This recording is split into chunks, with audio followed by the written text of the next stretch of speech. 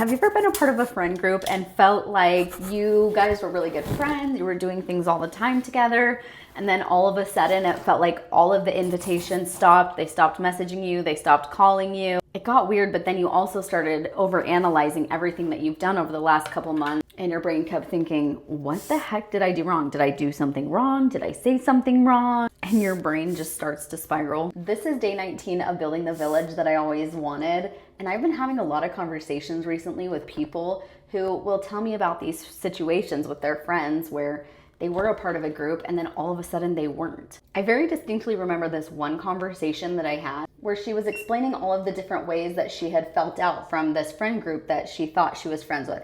It happened to be a group that was at work with her. And during this time, she was kind of going through something hard. So she was in and out of the office a lot. And for their breaks, they would go on these little walks together. And she said it felt like all of a sudden she was the one on the outside not being invited to these walks anymore. So I kind of started asking her questions like, well, do you guys like send a message to each other saying like, hey, let's go on this walk? And she said, no, we don't really send a message. It's just that like, we had all decided that this was when we were going on this walk. We were all going to do this every day at this time, and we would just go. I said, okay, well, to me, it kind of sounds like you started excluding yourself from this group. But it always seems like they're whispering to each other or they're making comments, and I always seem to be on the outside.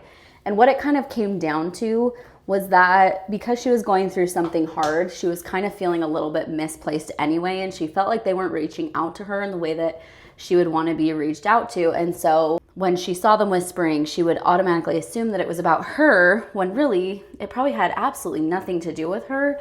And the friends probably just didn't know how to handle the situation that she was in.